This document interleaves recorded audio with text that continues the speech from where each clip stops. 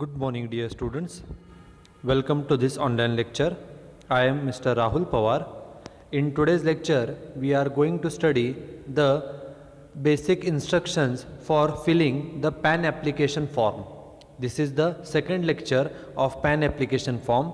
In the previous lecture, we have studied the meaning of PAN number, meaning of PAN card.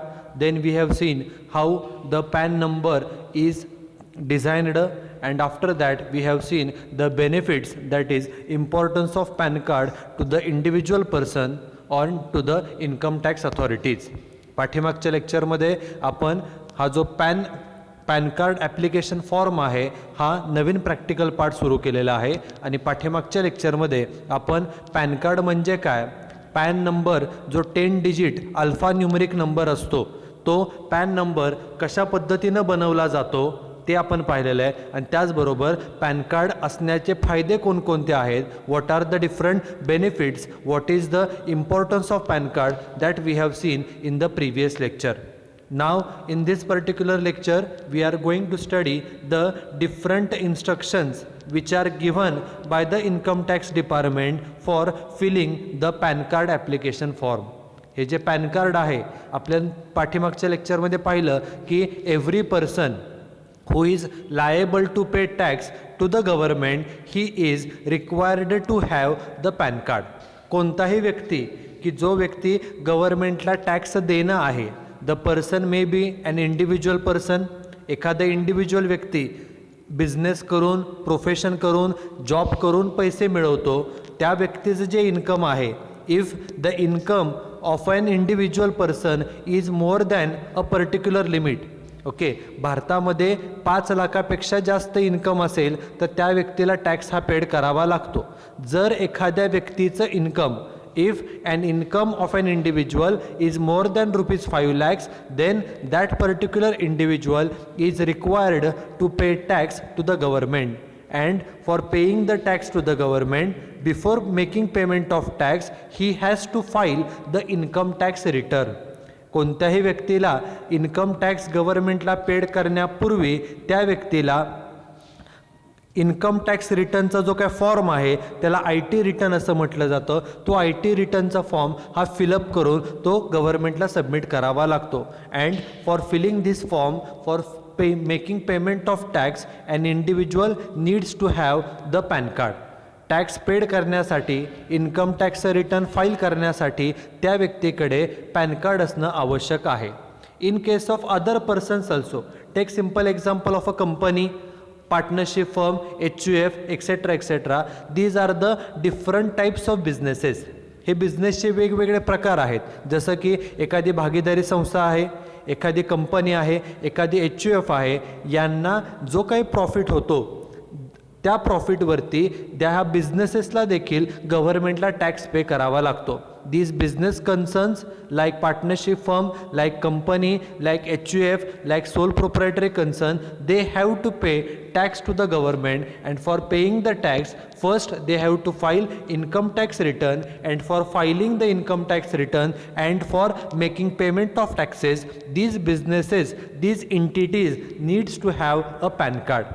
जसं एखाद्या individual व्यक्तीला pan कार्डची आवश्यकता आहे, त्याचप्रमाणे हे जे बिझनेसचे वेगवेगळे प्रकार आहेत, ज्यामध्ये एखादी सोल प्रोप्रायटरी कन्सर्न आहे, एखादी पार्टनरशिप फर्म आहे, कंपनी आहे, HUF आहे, यांना देखील गव्हर्नमेंटला टॅक्स ते देणं असतात. त्यासाठी त्यांना देखील पॅन कार्ड काढणं हे आवश्यक आहे. आपल्याला नॉर्मल एवढंच वाटतं की पॅन कार्ड हे फक्त टॅक्स पे करण्यासाठी त्याचा वापर होतो.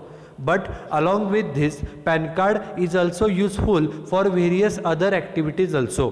पॅन कार्डचा वापर टॅक्स भरण्यासाठी केला जातो, हा पॅन कार्डचा मुख्य उद्देश आहेच आहे.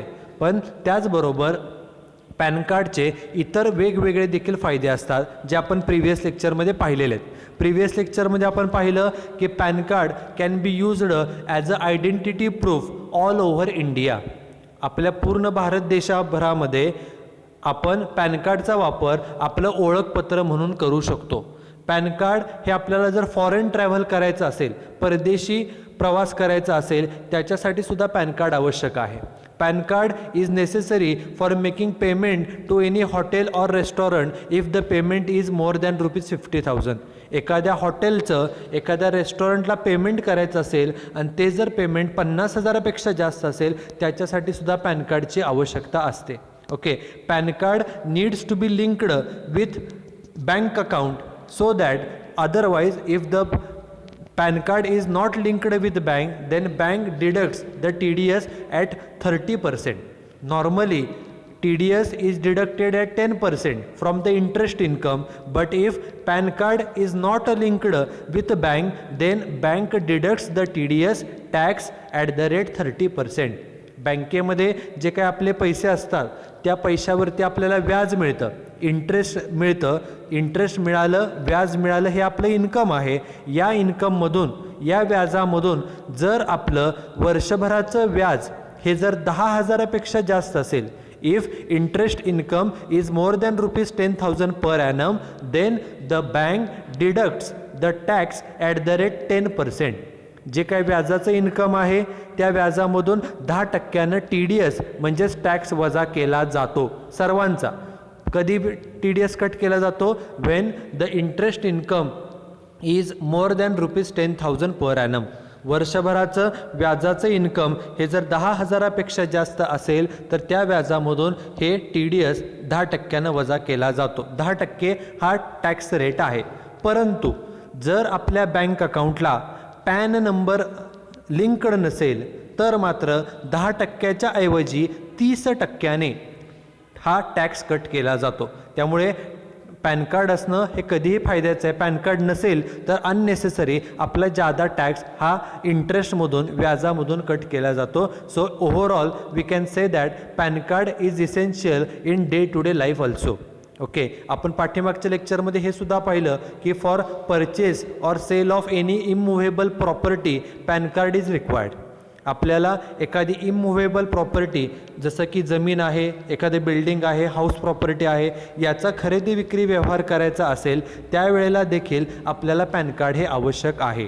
त्यामुळे पॅन कार्डचा वापर हा टॅक्स पे करण्यासाठी तर होतोच, त्याचबरोबर पॅन कार्डचे इतर देखील भरपूर फायदे आहेत, ते आपण प्रिव्हियस लेक्चरमध्ये पाहिलेले आहेत. Now coming on to today's lecture, in this lecture we are going to study the different instructions given by income tax department for filling the PAN application form. ज्या वेळेला एखादा व्यक्ती पॅन कार्डच्या ॲप्लिकेशन करतो, PAN card मिळण्यासाठी अर्ज करतो, application करतो, ते ॲप्लिकेशन करत असताना कोणकोणते इन्स्ट्रक्शन्स फॉलो केल्या पाहिजेत या इन्स्ट्रक्शन या इन्कम टॅक्स डिपार्टमेंटनं दिलेल्या आहेत. See the instructions carefully. First instruction is form to be filled legibly in block letters. Block letters means in capital letters. आपण जो पूर्ण फॉर्म फिलअप करणार आहोत, जो आपण नेक्स्ट लेक्चरमध्ये ॲक्च्युअल फॉर्म पाहणार आहोत, ओके, हा जो फॉर्म आहे, this PAN application form should be filled in block letters only. Block letters means in capital letters only.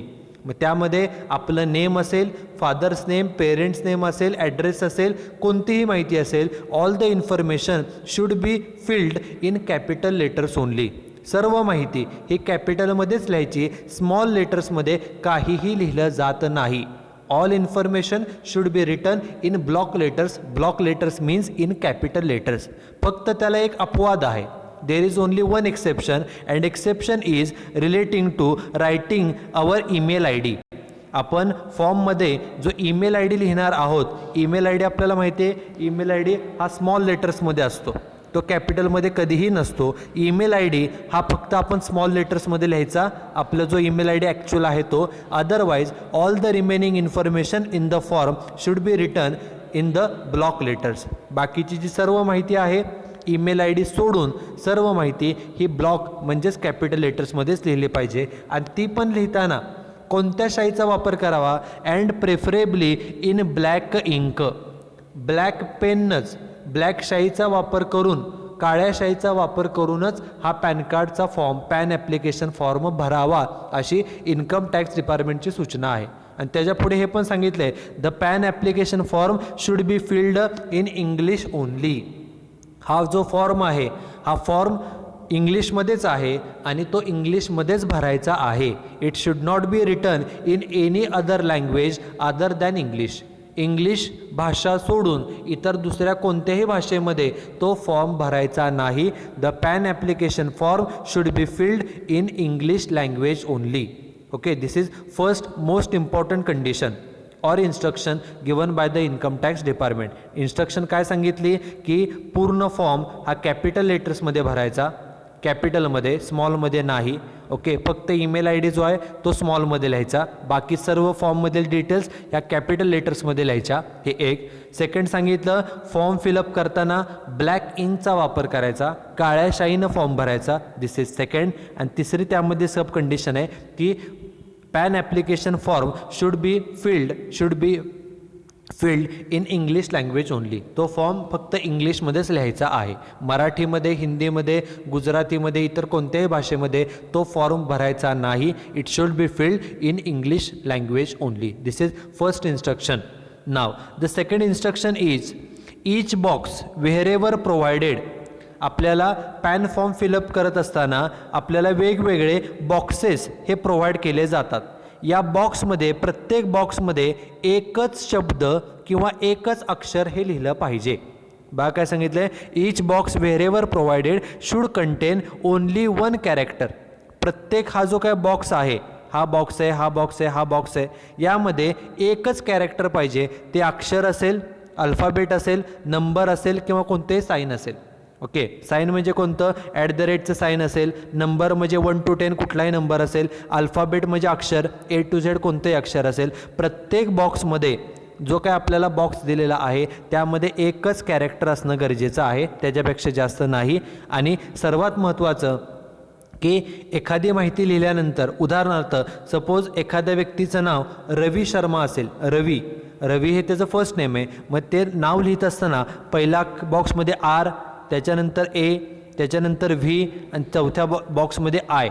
हे नाव लिहिल्यानंतर पुढे सरनेम आपण जर लिहायचं असेल फॉर एक्झाम्पल, तर एक बॉक्स जो आहे तो ब्लँक ठेवायचा आणि नंतर पुढच्या बॉक्सपासून आपल्याला लिहायचं आहे. This is most important condition और इन्स्ट्रक्शन सिम्पल आहे. इन्स्ट्रक्शन एवढीच सांगते की while filling the form, okay, we should write only one character. The character may be alphabet, तो अक्षर असेल, नंबर असेल किंवा एखादं साईन असेल. एका बॉक्समध्ये एकच शब्द, एकच अंक हा आला पाहिजे. आणि एक पूर्ण शब्द लिहून झाल्यानंतर एक बॉक्स हा रिकामा ठेवला पाहिजे आणि नंतरच तुम्ही पुढचा जो काही शब्द असेल, वर्ड असेल ते लिहिलं पाहिजे. एका बॉक्समध्ये एकच लेटर लिहा आणि एक शब्द झाला, पूर्ण शब्द लिहून झाला की त्याच्यानंतर एक बॉक्स हा ब्लँक ठेवायचा आहे. तो फॉर्म फिलअप करताना आपण पाहणार आहोत. This is second instruction. Now the third instruction is applicable to the individuals. Individual means a human being. It includes both male, female, major, minor, etc. Individual म्हणजे तुमच्या माझ्यासारखा एखादा नॅचरल पर्सन. ओके, त्यामध्ये स्त्री असेल, पुरुष असेल, लहान व्यक्ती असेल किंवा मोठा व्यक्ती असेल. ओके, हे सर्वांना आपण इंडिव्हिज्युअल असं म्हणतो. जेव्हा एखाद्या इंडिव्हिज्युअलला, whenever any individual is making an application for the PAN card, at that time he should have his 2 colour photographs.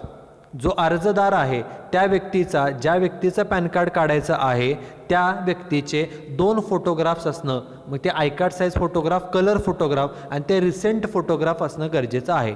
बघा, individual applicants should affix 2 recent colour photographs.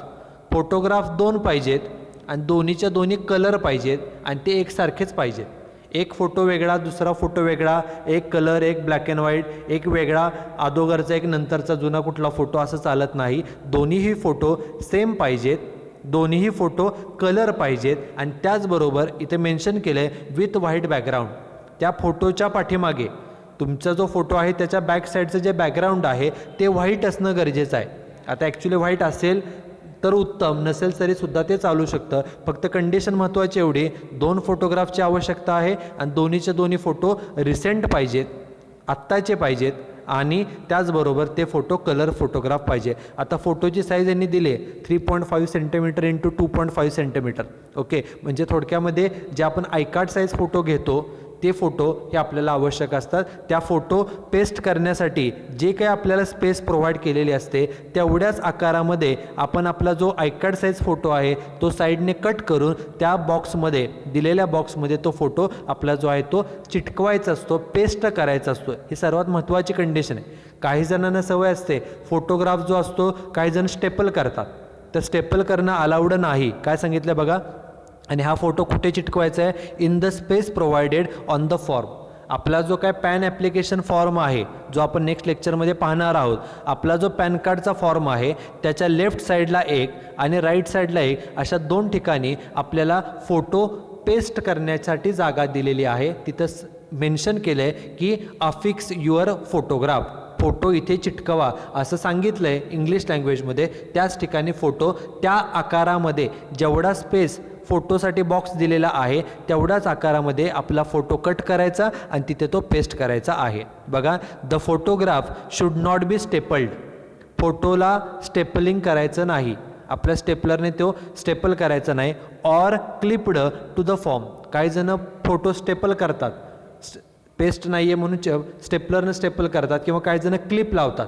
Okay, एखादी पिन त्याला खोचतात, पिन लावतात, परंतु हे अलाउड नाही.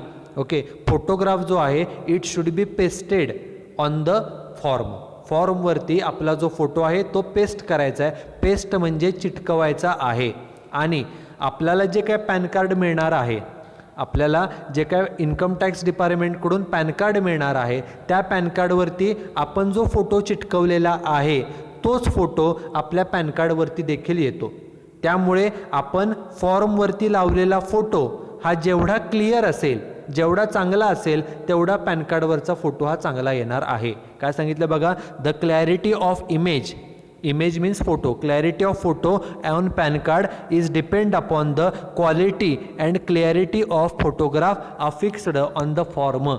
आपण आपला जो फोटो ॲप्लिकेशन फॉर्मवरती चिटकवलेला आहे तो फॉर्मवरचा फोटो, तो फोटो किती क्लिअर आहे, किती क्वालिटीचा आहे त्याच्यानुसारच आपल्या पॅन कार्डच्या फॉर्मवरच्या फोटोची क्लॅरिटी ठरणार आहे. कारण जो फोटो आपण फॉर्मवरती चिटकवलेला आहे तोच photo income tax department scan करतं आणि तो आपल्या पॅन कार्डवरती येणार आहे. त्यामुळे फोटो पेस्ट करताना रिसेंट जो सध्याचा फोटो आहे, कलर फोटो हा नेहमी पेस्ट करावा, ज्याची क्लॅरिटी चांगली आहे, तरच तुमच्या पॅन कार्डवरचा फोटो हा क्लिअर आणि क्वालिटेटिव्ह येणार आहे. This is instruction number C which is applicable for the individual applicant.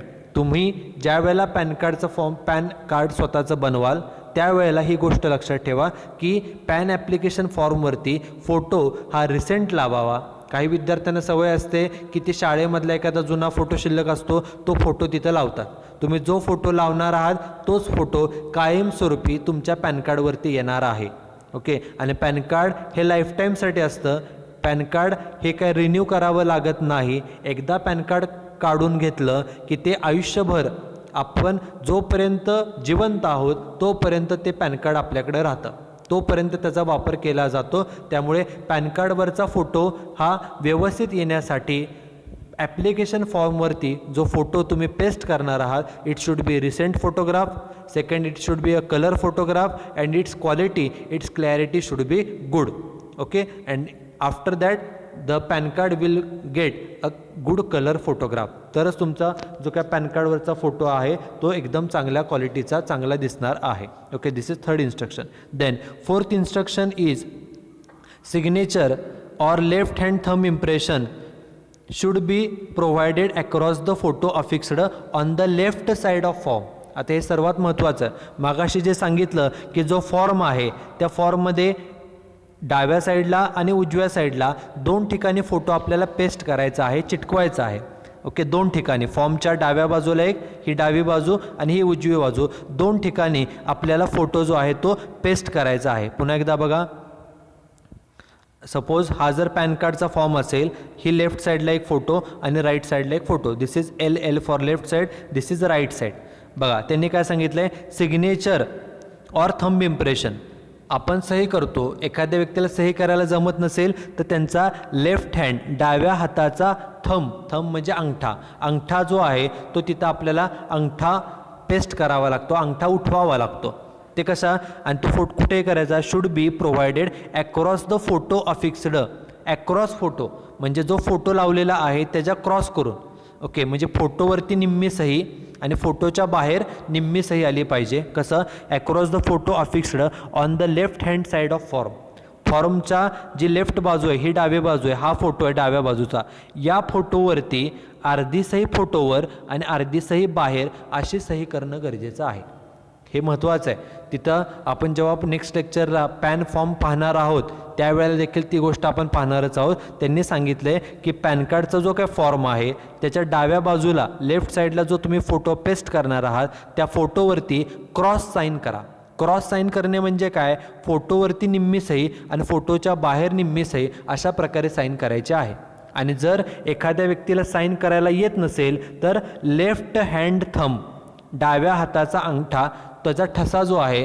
तो त्या फॉर्मवरती त्या फोटोवरती निम्मा फोटोवर आणि निम्मा बाहेर हा तिथं तो आला पाहिजे in such a manner that portion of signature is on photo as well as on the form जे त्यांनी सांगितलं ना क्रॉस सिग्नेचर करा त्याचा अर्थ काय तर सिग्नेचरवरती काही साईन आणि फॉर्मवरती काही साईन म्हणजे निम्मी साईन फॉर्मवरती आणि निम्मी साईन फोटोवरती अशा पद्धतीनं आपण त्या फोटोवरती सिग्नेचर केली पाहिजे आणि सिग्नेचर फक्त एकाच फोटोवरती करायचे आणि कोणता फोटो फॉर्मच्या लेफ्ट साईडला जो फोटो आपण फॉर्मच्या लेफ्ट साईडला जो काय आपण फोटो पेस्ट केलेला आहे त्या फॉर्मवरतीच आपण फक्त ते पेस्ट करायचं साईन करायचे आणि साईन अक्रॉस करायचे क्रॉस करायचे निम्मी साईन फोटोवरती आणि निम्मी साईन ही फॉर्मवरती आली पाहिजे दिस is instruction number 4 now the next instruction is for another signature जसं मागाशी सांगितलं फॉर्मवरती आपण 2 फोटो लावणार आहोत तसं सहीसुद्धा आपल्याला 2 ते 3 वेळा एकूण करावी लागणार आहे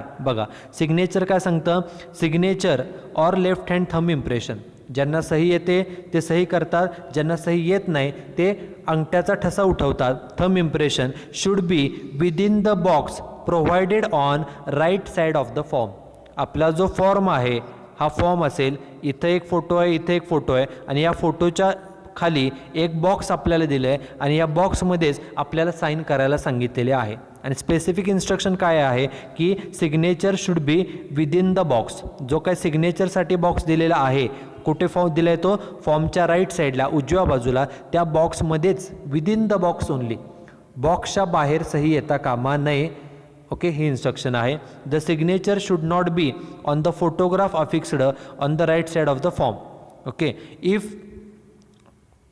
if there is any mark on this photograph such that it hinders the clear visibility of the face of the applicant म्हणजे ते काय म्हणतात की जे काय आपण पॅन फॉर्म आहे त्यातला जो लेफ्ट साईडचा फोटो आहे त्या फोटोवरती निम्मी सही आपण बाहेर फॉर्मवरती करणार आहोत पण जो राईट साईडचा फोटो आहे राईट साईडचा या फोटोवरती कुठेही सही किंवा कुठेही काही लिहायचं नाही जर त्याच्यावरती काही सही किंवा काय असेल तर मात्र तोच फोटो हा जो राईट साईडचा फोटो असतो ज्याच्यावरती सही नाही काही नाही तो फक्त फोटो चिटकवला आहे हाच फोटो स्कॅन केला जातो आणि तोच आपल्या पॅन कार्डवरती येतो ओके त्यामुळे हा जो फोटो आहे दोन्ही फोटो चांगलेच असावे सेमच असावे परंतु जास्त काळजी काय घ्यायची जो राईट साईडचा फोटो आहे त्यावरती कुठलंही अक्षर किंवा पेनाने किंवा पेन्सिलने काहीही मार्क केलेलं नसावं अदरवाईज त्या फोटोची क्लॅरिटी ही खराब होऊ शकते ओके आणि जर तो फोटो व्यवस्थित नसेल तर the application will not be accepted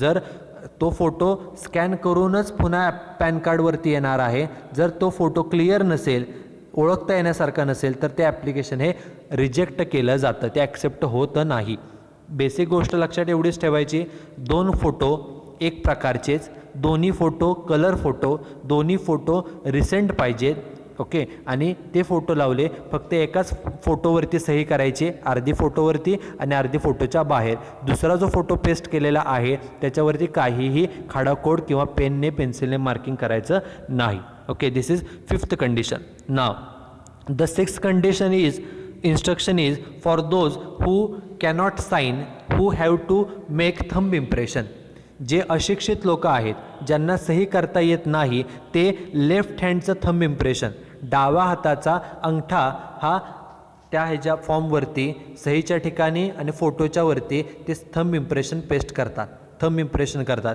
त्यांच्यासाठी काय नियम आहे, एखाद्याने थंब इम्प्रेशन केलं असेल तर if used should be attested, तर त्याचा अटेस्टेशन करून घेतलं पाहिजे की त्याच व्यक्तीचं ते अंगठा आहे. कुणाकडून, by a magistrate or notary public or gazetted officer under office seal and stamp. एखादा गॅजेटेड ऑफिसर नोटरी ऑफिसरकडे जाऊन तो जो काही सही शिक्का आहे तो त्या व्यक्तीकडून अटेस्टेट करून घ्यावा लागतो, ट्रू कॉपी करून घ्यावी लागते. हे आपल्यासाठी लागू नाही, जे अशिक्षित आहेत त्यांच्यासाठी हे लागू आहे. ओके, आपण आपल्या हाताने सही करू शकतो, त्यामुळे काय प्रश्न येत नाही.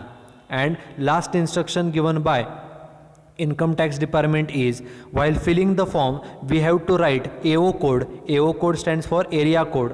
आपण ज्या एरियामध्ये राहतो तो एरिया कोड मेन्शन करावा लागतो. AO टाईप, आपला जो एरिया आहे त्याचा टाईप कोणता आहे, आपला रेंज कोड आणि AO नंबर ही सर्व माहिती आपल्याला फिलअप करावी लागते. आता ही आपल्याला माहीत नसते.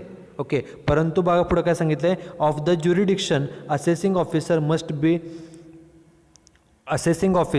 Must be filled by the applicant. ही सर्व माहिती आपण फिलअप करायचे and this information can be obtained from income tax office. Area code काय लिहायचा, AO टाईप काय लिहायचं, रेंज कोड काय, AO नंबर, ह्या 4 गोष्टी आपण लिहायच्या असतात. पण ही माहिती कोण देतं आपल्याला, this details can be obtained from income tax office. आपण ज्या वेळेला पॅन कार्डचा फॉर्म भरू, after filling the PAN card form we have to attach certain documents and this form with documents we have to submit in the income tax office. जे income tax office असतं, pan कार्डचं office असतं, तिथं हा form जमा करताना त्यांच्याकडून area code, AO type, range code किंवा AO नंबर ही सर्व माहिती आपण त्यांना विचारली की ते सहज आपल्याला माहिती सांगतात. काही ठिकाणी त्यांना फॉर्म दिला की ही जी माहिती आहे ती स्वतः ते फिलअप करतात. बेसिक माहिती असते, कोड 3 अंकी कोड असेल, AO टाईप असेल, ही माहिती विदिन 5 सेकंड्स ते आपण फॉर्मवरती सांगतात आणि आपण ती लिहू शकतो किंवा स्वतः ते आपल्याला माहिती भरून देतात. एक तर तो ऑप्शन, ऑफिसमधून ते माहिती देतील, किंवा ऑर पॅन सेंटर. एकतर इन्कम टॅक्स डिपार्टमेंटमध्ये फॉर्म भरा, पॅन कार्डचा फॉर्म भरा ॲप्लिकेशनचा, किंवा पॅन सेंटर्स असतात ते माहिती देतील, किंवा or website of pan service provider, that is on www.utiitsl.com और दुसरी वेबसाईट आहे www.tinsdl.com. ह्या जे काय 2 वेबसाईट्स आहेत ह्या पॅन कार्ड देणाऱ्या वेबसाईट्स आहेत. ओके, त्यांच्या वेबसाईटवरती जाऊन देखील आपण ही area code, AO type, range code आणि AO नंबर ही सर्व माहिती वेबसाईटवरून देखील मिळवू शकतो. एवढी करण्याची पण आवश्यकता नाही. पॅन कार्डचा फॉर्म फिलअप केल्यानंतर फक्त ही जी बेसिक इन्फॉर्मेशन राहते जी 5 सेकंदामध्ये आपण लिहू शकतो, ती ज्या ठिकाणी आपण पॅन कार्डचा फॉर्म जमा करणार आहोत ते सुद्धा आपल्याला माहिती इझिली देतात. ती आपण फक्त त्यावरती मेन्शन करायची असते. Okay, these are the 5 to 6 instructions given by the income tax department for filling the PAN application form. या एकूण 6 इन्स्ट्रक्शन्स आहेत ज्या इन्कम टॅक्स डिपार्टमेंटने दिलेल्या आहेत पॅन कार्ड फॉर्म भरण्यासाठी. आता नेक्स्ट पार्ट जो आहे की which documents are required to be submitted along with PAN application form. आपण ज्या वेळेला एखादं ॲप्लिकेशन करतो, पॅन कार्ड आपल्याला इन्कम टॅक्स डिपार्टमेंटकडून मिळणार आहे, त्यामुळे पॅन कार्डच्या फॉर्मबरोबर, ॲप्लिकेशन फॉर्मबरोबर आपल्याला काही डॉक्युमेंटसुद्धा त्याबरोबर जोडून द्यावे लागतात. डॉक्युमेंट 3 प्रकारचे आहेत. 3 प्रकार कोणते, त्यातला पहिला प्रकार आहे तो म्हणजे प्रूफ ऑफ आयडेंटिटी, आपलं ओळखपत्र, आणि ब्रॅकेटमध्ये स्पेसिफिकली लिहिले anyone. आपल्याला वेगवेगळे ऑप्शन्स दिलेले आहेत, जवळपास 8 ते 10 ऑप्शन्स आपल्याला दिलेले आहेत, 10-12 ऑप्शन्स आहेत. त्यापैकी कोणतंही एक डॉक्युमेंटची झेरॉक्स, ट्रू कॉपी, झेरॉक्स असेल, अगदी सेल्फ अटेस्टेड असेल तरीसुद्धा ते ॲक्सेप्ट केलं जातं. कोणतंही एकच पाहिजे. त्यात पहिला ऑप्शन काय बघा, Aadhaar card issued by unique identification authority of India. आपल्या सर्वांकडे आपल्याकडे आधार कार्ड आहे.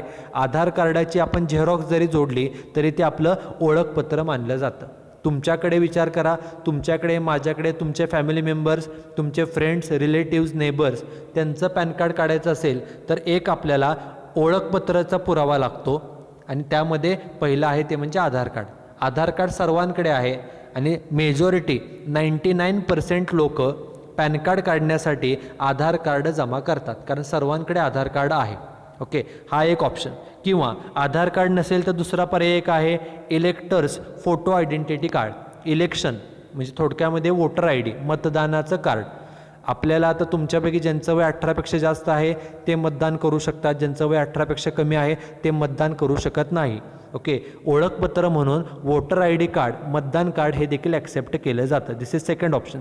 Third option is driving licence म्हणजे वाहन परवाना. ओके, गाडी चालवण्याचं जे लायसन्स असतं, ओके, ते 2 व्हीलर लायसन असो किंवा 4 व्हीलर लायसन असो, त्याची झेरॉक्स देऊनसुद्धा ते आपलं ओळखपत्र म्हणून ॲक्सेप्ट केलं जातं. Fourth option is passport. एखाद्या व्यक्तीकडे पासपोर्ट असेल तर पासपोर्ट देखील ओळखपत्र म्हणून ॲक्सेप्ट केला जातो. Fifth option is ration card having photograph of the applicant. जर एखाद्या व्यक्तीचं रेशन कार्ड असेल आणि रेशन कार्डवरती त्या स्वतः अर्जदाराचा ॲप्लिकंटचा फोटो असेल, आणि त्या फोटोवर सही शिक्का असेल, तर ते रेशन कार्ड देखील हा ओळखपत्राचा पुरावा, ओळखपत्र म्हणून ॲक्सेप्ट केलं जातं. नेक्स्ट इज आर्म्स लायसन म्हणजे शस्त्र परवाना. एखाद्या व्यक्तीला एखादं शस्त्र, ओके, म्हणजे आर्म म्हणजे बंदूक असेल किंवा काय, हे वापरण्याचं जर त्यांनी लायसन्स काढलं असेल तर ते जे लायसन्स गव्हर्नमेंट देतं तो देखील आय कार्ड ते जे आहे ते आपण ओळखपत्र म्हणून वापरू शकतो. Next is photo I card, photo identity card issued by central government, state government और पब्लिक सेक्टर अंडरटेकिंग. राज्य सरकार किंवा केंद्र सरकारनं इश्यू केलेलं ओळखपत्र जे असतं ते देखील आपण पुरावा म्हणून, आयडेंटिटी प्रूफ म्हणून देऊ शकतो. हा एक पर्याय. त्यानंतर pensioners card having photograph of the applicant. जे पेन्शनर असतात, निवृत्ती घेतलेले पेन्शनधारक आहे, त्यांचं जे काही ओळखपत्र असतं ते देखील आपण आयडेंटिटी प्रूफ म्हणून जमा करू शकतो. हाही एक पर्याय. Next option is central government health service scheme card. केंद्र सरकारची जी हेल्थ सर्व्हिस स्कीम आहे त्याचं जर एखाद्या व्यक्तीकडे कार्ड असेल तर ते कार्ड देखील आपल्याला ओळखपत्र म्हणून वापरता येऊ शकतं. हे काहीच नसेल तर पुढचा एक ऑप्शन आहे तो म्हणजे सर्टिफिकेट ऑफ आयडेंटिटी, ओळखपत्राचा पुरावा, सर्टिफिकेट कुणी दिलेलं इन ओरिजिनल, ते ओरिजिनल पाहिजे. Okay, signed by member of parliament. आपल्याकडं हे जे काय पहिले 7-8 ऑप्शन पाहिले, आधार कार्ड असेल, पॅन कार्ड असेल, आधार कार्ड असेल, पासपोर्ट असेल, इलेक्शन कार्ड, ड्रायव्हिंग लायसन, आधार किंवा रेशन कार्ड, ह्यापैकी काहीच नसेल तर आपण एखादे MP म्हणजे मेंबर ऑफ पार्लमेंट, खासदार असतील, और मेंबर ऑफ लेजिस्लेटिव्ह असेंब्ली म्हणजे आमदार असतील, किंवा म्युन्सिपल काउन्सिलर किंवा गॅजेटेड ऑफिसर यांच्याकडे जाऊन त्यांच्या लेटर हेडवरती आपण आपला ओळखचा पुरावा म्हणून त्यांच्याकडून सही केलेलं पत्र जर आपण घेतलं, त्याच्यावरती आपला फोटो पेस्ट केला, आपलं नाव, आपला पत्ता, सर्व माहिती लिहून त्यांची सही घेतली, तर ते जे काही सर्टिफिकेट आहे, ओरिजिनल सर्टिफिकेट, ते देखील आपण आयडेंटिटी प्रूफ म्हणून देऊ शकतो. And last option is bank certificate in original on letterhead from the branch stating the name, okay, with name of the issuing officer. Okay, हा एक पर्याय. बँकेकडून आपण सर्टिफिकेट घेऊ शकतो, त्यांच्या लेटर हेडवरती आपला फोटो, आपलं नाव आणि सर्व माहिती घेऊन ओरिजिनल ते सही शिक्क्यानं जर आपण ते जमा केलं तर ते देखील आपल्याला आयडेंटिटी प्रूफ म्हणून ॲक्सेप्ट केलं जातं. आता नॉर्मली आपल्या सर्वांचा विचार केला तर आपल्या सर्वांकडे आधार कार्ड तरी असतंच, किंवा आधार कार्ड 100% सर्वांकडे, ज्यांचं वय 18पेक्षा जास्त आहे त्यांच्याकडे वोटर ID असतो, गाडी चालवायला येत असेल तर लायसन्स काढलेलं असतं ते असतं, पासपोर्ट असेल किंवा नसेल. ओके, त्यामुळे एवढ्या 2-3 डॉक्युमेंटपैकी एक तरी ऑलमोस्ट सर्वांकडे असतं. आपल्याला ह्यापैकी कोणतंही एक डॉक्युमेंट फक्त आयडेंटिटी प्रूफ म्हणून आपल्याला जोडावं लागतं. हा पहिलं डॉक्युमेंट. त्यानंतर जे सेकंड डॉक्युमेंट आहे ते आहे प्रूफ ऑफ ॲड्रेस, म्हणजे आपला जो पत्ता आहे, आपण पॅन ॲप्लिकेशन फॉर्मवरती जो पत्ता लिहिणार आहोत, ॲड्रेस मेन्शन करणार आहोत, त्याच्यासाठी एक प्रूफ आपल्याला जोडावं लागतं, आणि ते सुद्धा एनीवन. आपल्याला ऑप्शन बघा, ऑप्शन जवळपास 10-12 दिलेले आहेत. पहिलं ऑप्शन काय, आधार कार्ड. बघा, मगाशीसुद्धा आधार कार्ड होतं, ओके, आत्तासुद्धा आधार कार्ड आहे, म्हणजे आधार कार्डचा वापर आपण ओळखपत्र म्हणून सुद्धा करू शकतो, त्याचबरोबर आपल्या ॲड्रेसचा प्रूफ म्हणून देखील करू शकतो. एकच आधार कार्डचा दोन्ही उपयोग आहे. आधार कार्ड जोडलं, त्याच्यावरती आपला पत्ता असो तेही चालेल. सेकंड आहे ते म्हणजे इलेक्टर्स फोटो आयडेंटिटी कार्ड, म्हणजे मतदान कार्ड, वोटर ID कार्ड, त्याच्यावरती ॲड्रेस असतो. ड्रायव्हिंग लायसन्स म्हणजे वाहन परवाना, त्याच्यावरती देखील आपला ॲड्रेस असतो. पासपोर्टवरती ॲड्रेस असतो. पासपोर्ट ऑफ स्पाऊस म्हणजे हजबंडचा, मिस्टरांचा किंवा वाईफचा पासपोर्ट असेल तो देखील पुरावा मानला जाऊ शकतो, ॲड्रेस प्रूफ. त्यानंतर post office passbook having address of applicant, post ऑफिसमध्ये जर आपलं अकाउंट असेल त्यांच्याकडून जे काय पासबुक मिळतं त्या पासबुकवरती आपला पत्ता असतो ते देखील आपण ॲड्रेस प्रूफ म्हणून देऊ शकतो. Latest property tax assessment order, okay, नगरपालिका, महानगरपालिका किंवा ग्रामपंचायतीकडून जर काय आपल्याला प्रॉपर्टी टॅक्स घरपट्टी आपण पेड करतो त्याच्यावरती सुद्धा आपला पत्ता असतो ते देखील आपण प्रूफ म्हणून वापरू शकतो. त्यानंतर domicile certificate issued by government, आपण आपल्या राज्याचे नागरिक आहोत त्यासाठी आपल्याला जे डोमासाईल सर्टिफिकेट मिळतं त्यामध्ये देखील आपला पत्ता असतो त्याचा देखील आपण वापर करू शकतो. हा एक पर्याय.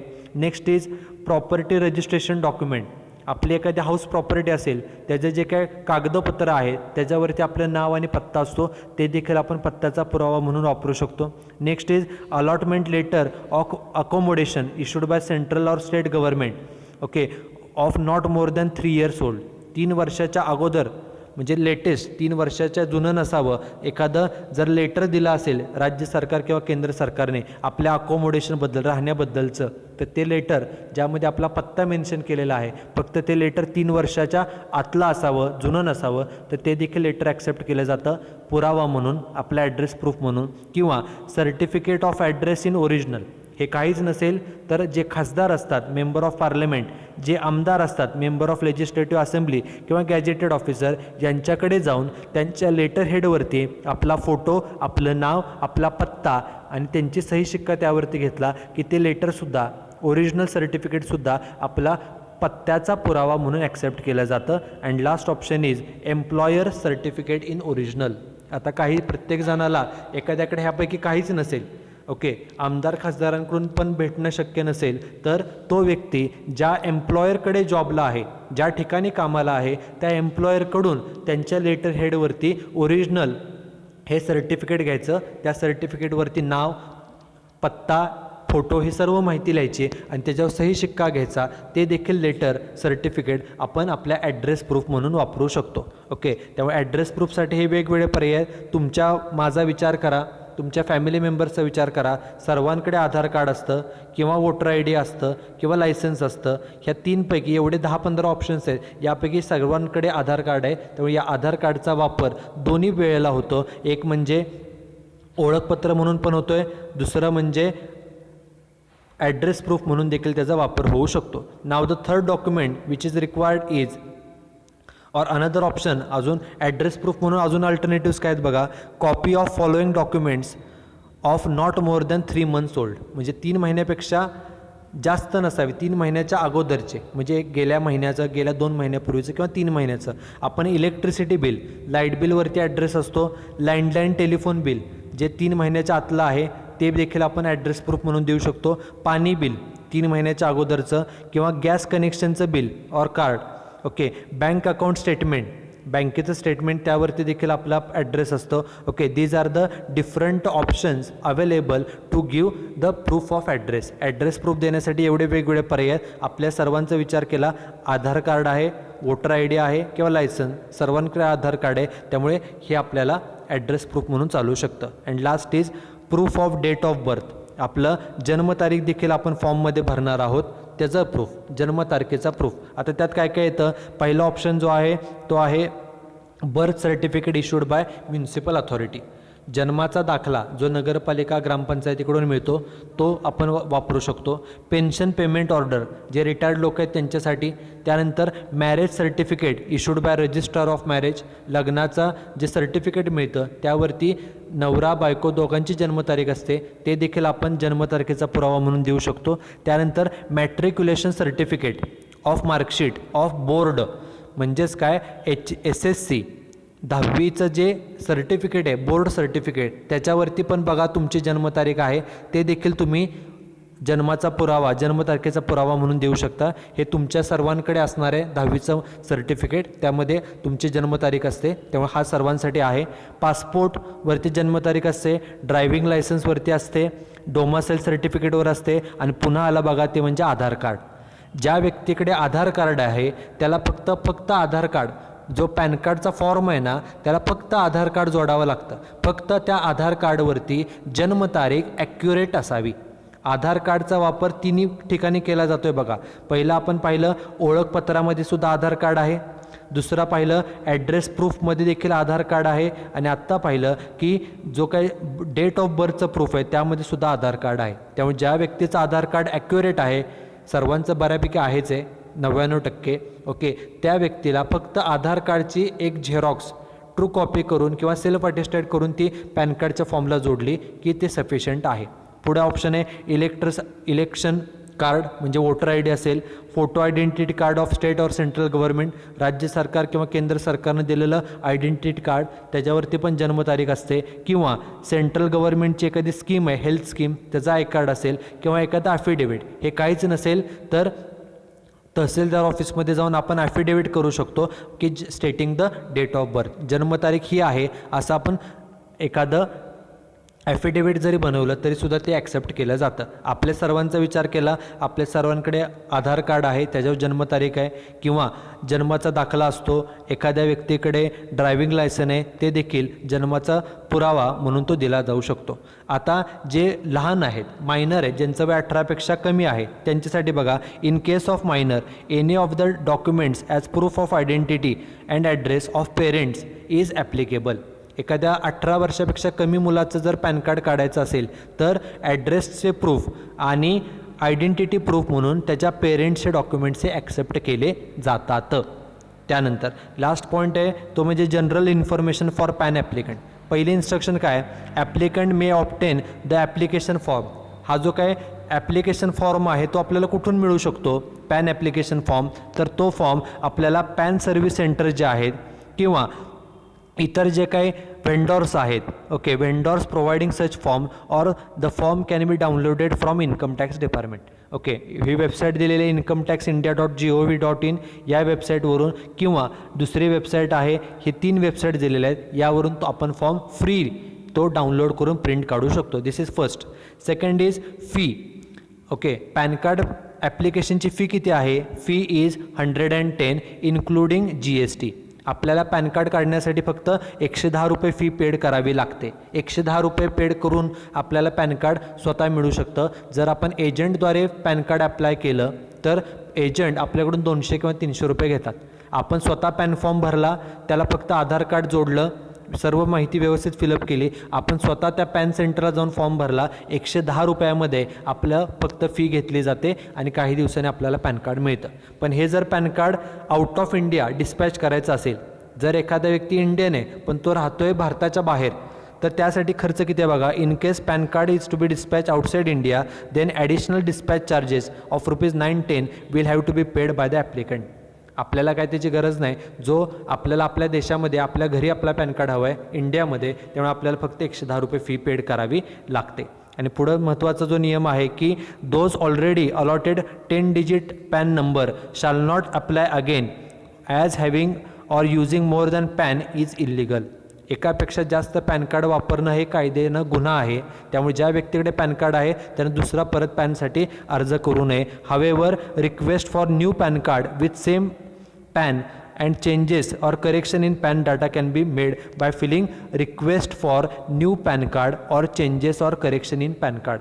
एखाद्या व्यक्तीच्या पॅन कार्डमध्ये काय बदल झाला, एखाद्याचं पॅन कार्ड हरवलं असेल तर त्याच नंबरचं त्याच नावानं पुन्हा पॅन कार्ड तुम्ही काढू शकता. किंवा एखाद्याच्या पॅनमध्ये काय बदल करायचा असेल, एखाद्याचं लग्न झाल्यानंतर नाव बदललं आहे, मग त्या नावानं नवीन नावानं पॅन कार्ड हवं असेल तर तुम्ही हा जो रिक्वेस्ट फॉर्म आहे चेंजेस करण्याचा तो फॉर्म भरून तुम्ही ते पॅन कार्ड हे मिळवू शकता. तुमचा पॅन नंबर हा तोच राहणार आहे. And last point is the applicant will receive acknowledgement containing unique number. तुम्ही ज्या वेळेला पॅन फॉर्म जमा कराल तेव्हा तुम्हाला त्याचे ॲक्नॉलेजमेंट म्हणजे पोच मिळेल, एक पावती मिळेल, ज्यावरती एक युनिक नंबर असेल on acceptance of this form. तुम्ही फॉर्म जमा केल्यावर हा तुम्हाला नंबर मिळेल आणि हा जो काय ॲक्नॉलेजमेंट नंबर आहे it can be used for tracking the status of application. आपण जे ॲप्लिकेशन केलेलं आहे त्याचं स्टेटस काय, ते कोणत्या स्टेजमध्ये आहे हे सुद्धा आपण त्या नंबरवरून ट्रॅकिंग करू शकतो. Okay, so these are the basic instructions given by the Income Tax Department for filling the PAN application form. In this lecture we have also seen the different types of documents which are required to be submitted along with PAN application form. Okay, so that's it with today's lecture. Thank you very much.